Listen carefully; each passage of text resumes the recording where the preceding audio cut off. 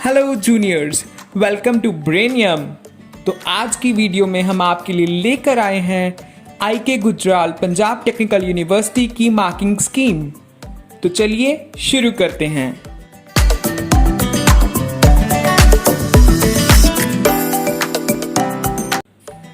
आईके Gujral Punjab technical university choice based credit system follow करती है। यानी आसान शब्दों में अगर मैं आपको बताना चाहूँ तो इसका मतलब ये है कि अगर आपको कोई भी सब्जेक्ट किसी भी कोर्स में अगर आप एनरोल करते हैं तो उसके कुछ क्रेडिट्स आपको मिलते हैं। अगर मैं बात करूं, अगर कोई ऐसा सब्जेक्ट है जिसका लेक्चर आपका एक हफ्ते में एक बार हो रहा है तो उस चीज़ का आपको 1 क्रेडिट मिलता है। अगर एक हफ्ते में 2 लेक्चर्स हो रहे हैं तो उस चीज़ के आपको 2 क्रेडिट्स मिलते हैं। अगर आपका एक ट्यूटोरियल होता है कि वो भी लेक्चर के जिसमें जैसा ही होता है, बट उसमें हम लेक्चर के तौर पे ही हम उसको यूज़ नहीं करते। उसमें टीचर और स्टूडेंट की जो रेशो होती है वो थोड़ी कम होती है और उसमें असाइनमेंट्स, डाउट्स क्लियर किए जाते हैं। तो इसका 1 क्रेडिट होता है एक ट्यूटोरियल का, अगर एक वीक में 1 ट्यूटोरियल है। प्रैक्टिकल का ऐसा है, अगर 2 प्रैक्टिकल्स एक वीक में हो रहे हैं तो आपको 1 क्रेडिट मिलेगा। अगर 4 प्रैक्टिकल्स हो रहे हैं तो आपको 2 क्रेडिट मिलेंगे। एक प्रैक्टिकल सेमिनार के लिए 1 क्रेडिट होता है। और अगर मैं बात करूं एग्जामिनेशन पैटर्न की, तो 2 तरह के केस हमारे सामने आते हैं, एक ऑटोनॉमस कॉलेज के लिए और एक नॉर्मल कॉलेज के लिए। अगर मैं बात करूं एक आम कॉलेज जो IKGPTU के एफिलिएटेड है, जैसे बाबा बंदा सिंह बहादुर इंजीनियरिंग कॉलेज, तो इसमें जो एग्जामिनेशन पैटर्न है, जो एग्ज़ाम्स हैं वो PTU की तरफ से आते हैं एक्सटर्नल। और ऑटोनॉमस कॉलेज में जैसे GNE लुधियाना, इसमें जो एग्ज़ाम्स होते हैं end of the semester examinations वो इंटरनल ही होते हैं। तो चलिए अब हम समझना शुरू करते हैं एग्जामिनेशन पैटर्न को। तो शुरू करते हैं जी। एक जो मेन कोर सब्जेक्ट होता है वो 150 मार्क्स का होता है, जिसमें से 100 मार्क्स थ्योरी के होते हैं और 50 मार्क्स प्रैक्टिकल के। 100 मार्क्स थ्योरी में से 60 मार्क्स जो होते हैं वो एक्सटर्नल होते हैं, यानी कि जो आपका end of the semester exam होता है ये उसके मार्क्स होते हैं। और इंटरनल मार्क्स होते हैं जो आपके कॉलेज की तरफ से आपके जो टीचर हैं, आपके जो प्रोफेसर्स हैं वो आपके मार्क्स लगा के भेजते हैं, जो कि आपकी इंटरनल इवैल्यूएशन होती है। सो एक्सटर्नल में आपके पास जो क्वेश्चन पेपर आता है, end of the semester question paper आता है, उसमें 10 क्वेश्चन होते हैं 2 मार्क्स के, और जो 10 के 10 कंपलसरी होते हैं, इसलिए इससे आपको 20 मार्क्स मिलेंगे।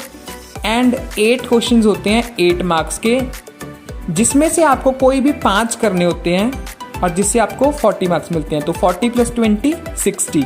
और अगर मैं इंटरनल के 40 मार्क्स की बात करूं, इसमें आपके MSTs होते हैं। MSTs यानी mid semester test. Mid semester test 3 करवाए जाते हैं किसी भी कॉलेज की तरफ से, और उनमें से कोई भी 2 उसका हम स्कोर लेते हैं, उसका एवरेज आउट ऑफ 24 काउंट किया जाता है। एंड 6 मार्क्स होते हैं अटेंडेंस के एंड 10 मार्क्स होते हैं असाइनमेंट्स के। और अगर अब मैं बात करूं प्रैक्टिकल की, तो 20 मार्क्स होते हैं एक्सटर्नल एंड 30 मार्क्स होते हैं इंटरनल। जी हाँ, आपने सही सुना, 60% मार्क्स इंटरनल होते हैं एंड 40% मार्क्स एक्सटर्नल होते हैं। तो अगर मैं बात करूं एक्सटर्नल मार्क्स 20 की, इसका कोई फिक्स क्राइटेरिया एज सच नहीं है। इसका जो आपका फाइनल प्रैक्टिकल परफॉर्मेंस होगी उस पे बेस पे, और वाइवा वॉइस जो एक्सटर्नल के सामने होगा। एंड अगर मैं बात करूं इंटरनल 30 मार्क्स की, इसमें आपके 10 मार्क्स का वाइवा इंटरनल होता है, और लैब कंडक्ट आपका कैसा है, आपकी अटेंडेंस लैब में, एंड आपके प्रैक्टिकल फाइल के मार्क्स।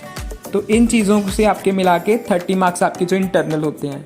तो आने वाली वीडियोस में हम आपके साथ ये भी शेयर करते रहेंगे कि किस चीज़ में आपको कितना एफर्ट डालना है कि आप अच्छा स्कोर कर सकूं। और साथ ही साथ हम आपके लिए कुछ स्पेशल गेस्ट लेक्चर्स भी लेके आएंगे, जिसमें आपको टॉपर्स के साथ उनके मार्क्स के बारे में पता चलेगा। चलो आइए चलते हैं अब आगे।